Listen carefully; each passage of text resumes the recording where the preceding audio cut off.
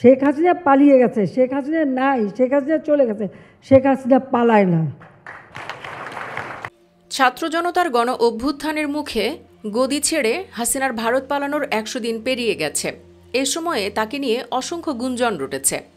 নানান সময়ে নানান মাধ্যমে তথ্য এসেছে ভারতে তিনি নববধূর আপ্যায়নই পাচ্ছেন। এমনকি দেশটিতে পালানো অন্যায় নেতাকর্মীদের সাথে তার আড্ডাবাজি, পার্কে ঘুরে বেড়ানোর মতো গুঞ্জনও রটেছে। আসলেই কি মোদির দেশে হাসিনা এতটা ভালো আছেন?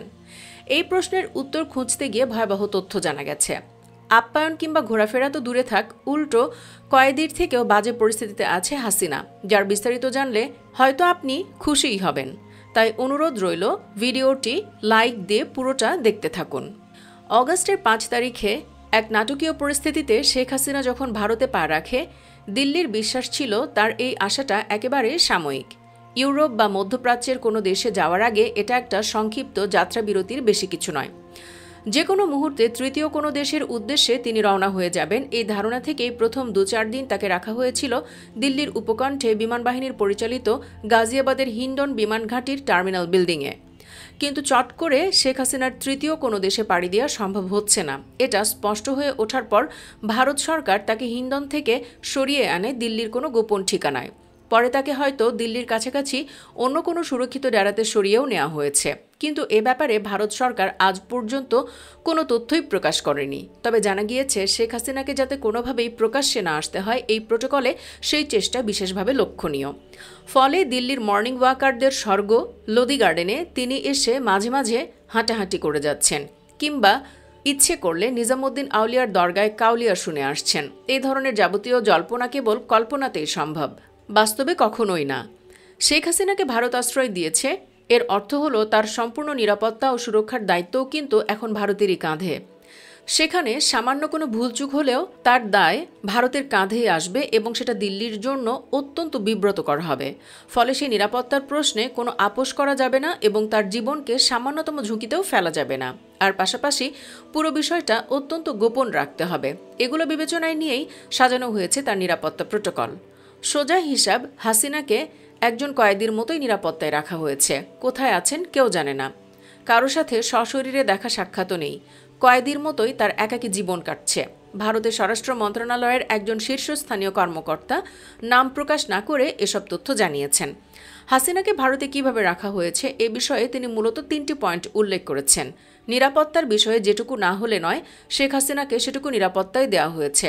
সাদা পোশাকের রক্ষীরাই তার চারপাশে ঘিরে রয়েছেন, আর গোটা বিষয়টার মধ্যে কোনো আতিশয্যর বালাই রাখা হয়নি। মানে ঢাকঢোল পিটিয়ে বা ঘটা করে তাকে কোনো নিরাপত্তা দেওয়া হচ্ছে না, বরং পুরো ব্যাপারটাকে খুব নিচু তারে বেঁধে রাখা হয়েছে। নিরাপত্তার পাশাপাশি গোপনীয়তায়ও খুব জোর দিচ্ছে ভারত সরকার। হাসিনার বেলায় গোপনীয়তাই হলো নিরাপত্তা। এটারও অর্থ খুব সহজ। শেখ হাসিনার অবস্থানের ব্যাপারে সবচেয়ে বেশি জোর দেওয়া হচ্ছে গোপনীয়তা রক্ষার ওপর, কারণ তিনি কোথায় কিভাবে আছেন এটা যত গোপন রাখা সম্ভব হবে ততই তার নিরাপত্তা নিশ্ছিদ্র করা সহজ হবে। ওই কর্মকর্তা তার তৃতীয় পয়েন্টে জানিয়েছেন, শেখ হাসিনাকে এক জায়গা থেকে আরেক জায়গায় নিয়ে যাওয়া কিংবা তার সঙ্গে অন্যদের দেখা করানোর ব্যবস্থা, এটাও যতটা সম্ভব এড়ানোর চেষ্টা করা হচ্ছে। তবে শেখ হাসিনার মুভমেন্টস বা ভিজিটস পুরোপুরি যে বন্ধ নয় তার কথায় সে ইঙ্গিত ছিল। ওই কর্মকর্তার কথা থেকে স্পষ্ট, শেখ হাসিনার জন্য কঠোর নিরাপত্তার ব্যবস্থা থাকলেও সেটা খুব বিশেষ এক ধরনের আয়োজন। মানে ধরা যেতে পারে দেশের স্বরাষ্ট্রমন্ত্রীর জন্য যে ধরনের নিরাপত্তা থাকে তার সঙ্গে সেটা মাত্রায় তুলনীয় হলেও আয়োজনে একেবারেই অন্যরকম। তার মানে ভারতে যে খুব আরামায়েশে আছে হাসিনা সেটা বলার সুযোগ নেই, বরঞ্চ সাথে বোন থাকলেও শুয়ে বসে থেকে তার আর দিন কাটছে না। সম্প্রতি গুঞ্জন রটেছে হাসিনা নাকি এমন জীবনের থেকে বাংলাদেশের জেল জীবনকে বেটার ফিল করতেন, কারণ এখানে ডিভিশন পেত, পরিবারের সাথে দেখা করার সুযোগ পেত, এমনকি নেতাকর্মীদের দিক নির্দেশনাও দিতে পারত। ওরা কোন রকম হামলা করে, ওই ট্রাম্পের ছবির উপরে তো হামলা আসবে, ওই ছবি আবার খুলে রাখবা, তখন আমি ট্রাম্পের কাছে পাঠাই দেবো। গত মাস 3 শেখ হাসিনার সঙ্গে আওয়ামী লীগের নেতাকর্মীদের কথিত ফোনালাপের বেশ কিছু অডিও ভাইরাল হয়েছে, যাতে এক পক্ষের কণ্ঠস্বর হুবহু শেখ হাসিনার মতোই শোনাচ্ছে। ভারত যদিও এইসব ফাঁস হওয়া অডিও নিয়ে সরকারিভাবে কোনো মন্তব্য করেনি, তবে একাধিক পদস্থ সূত্র একান্ত আলোচনায় স্বীকার করেছেন এগুলো বাস্তবিকই শেখ হাসিনার কণ্ঠস্বর। দিল্লির নর্থ ব্লকের একজন কর্মকর্তা আবার বলছেন, আমি জানি না এটা এআই দিয়ে বানানো হয়েছে নাকি শেখ হাসিনার নিজেরই গলা, তবে তার তো পরিচিতদের সঙ্গে কথাবার্তা বলায় কোনো বিধিনিষেধ নেই। এখন কেউ যদি সেই আলাপ রেকর্ড করে লিক করে দেয় তাতে আমাদের কি করার আছে? ভারতে কোনো পর্যবেক্ষক আবার ধারণা করছেন শেখ হাসিনা যাতে নিজের দলের নেতাকর্মীদের নির্দেশ দিয়ে তাদের মনোবল ধরে রাখতে পারেন সেজন্য দিল্লি এইসব কথাবার্তা হতে দিচ্ছে এবং পরে সুযোগ বুঝে তা লিকও করে দিচ্ছে যাতে তা যত বেশি সম্ভব লোকের কাছে পৌঁছতে পারে। প্রশ্ন উঠতে পারে, হাসিনা ফোন হাতে পাচ্ছে কেন? তাদের মনে রাখতে হবে শেখ হাসিনা ভারতে কোনো গৃহবন্দীও নন বা রাজনৈতিক বন্দীও নন, ফলে দেশে বিদেশে তার পরিচিতদের সঙ্গে কথাবার্তা বলার সুযোগ তিনি পাচ্ছেন। ওই কর্মকর্তা আরও বলছিলেন, ভারতে যখন কোনো রাজনৈতিক নেতা গৃহবন্দী হন তার বাইরের দুনিয়ার সঙ্গে যোগাযোগের অধিকারও কার্যত কেড়ে নেওয়া হয়। যেমন ধরুন 5 বছর আগে কাশ্মীরে 370 ধারা বিলোপ করার পর ওমর আবদুল্লাহ বা মেহবুবা মুফতিদের যখন গৃহবন্দী করা হয় তারা কিন্তু দলের নেতাকর্মীদের সঙ্গে দেখা করা তো দূরস্থান, মোবাইল বা ইন্টারনেট সংযোগও পাননি।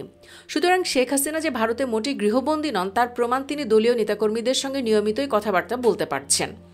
দিল্লিতে থাকা মেয়ে সাইমা ওয়াজেদ বা ভার্জিনিয়াতে থাকা ছেলে সজীব ওয়াজেদের সঙ্গেও তার প্রায় রোজই যোগাযোগ হচ্ছে।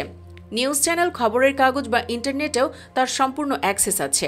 তবে 5ই অগাস্টের পর থেকে আওয়ামী লীগের বিভিন্ন স্তরের যে নেতাকর্মীরা পালিয়ে ভারতে চলে এসেছেন তাদের কারোর সঙ্গে শেখ হাসিনার যোগাযোগ হলেও এরা কেউই সশরীরে দলনেত্রীর সঙ্গে দেখা করার সুযোগ পাননি। আর ভারতের মাটিতে বসে শেখ হাসিনা যাতে এখনই নিজের বয়ানে কোনো প্রকাশ্য রাজনৈতিক বিবৃতি না দেন সেজন্যও তাকে ভারতের পক্ষ থেকে অনুরোধ জানানো হয়েছে বলে বিবিসি জানতে পেরেছে।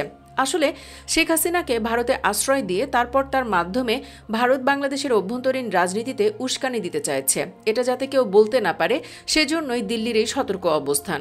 আর যেহেতু শেখ হাসিনার নিজস্ব কোনো ভেরিফাইড ফেসবুক বা এক্স অ্যাকাউন্টও নেই, ফলে এটাও দিল্লির স্বস্তির একটি কারণ যে সেখানে তার কোনো পোস্ট আসছে না।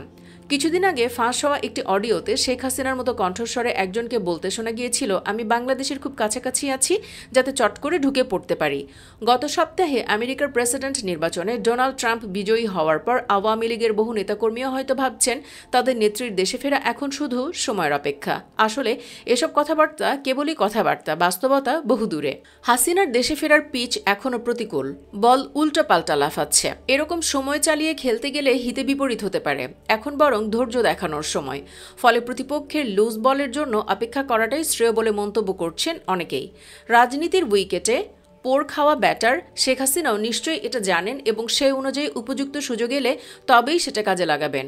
আশা নিয়েই হাসিনাকে পালছে ভারত। সুপ্রিয় দর্শক, আপনি কি চান? হাসিনা ওখানেই জীবনের বাকিটা সময় থেকে যাক, নাকি দেশে ফিরিয়ে এনে বিচারের মুখোমুখি করা হোক? কমেন্টে জানিয়ে দিন আপনার যে কোনো মন্তব্য। এখানেই শেষ করছি। পরবর্তীতে আবারও নতুন কোনো তথ্য নিয়ে হাজির হব নতুন কোনো ভিডিওতে ইনশাল্লাহ। এতক্ষণ সাথে থাকার জন্য ধন্যবাদ সবাইকে।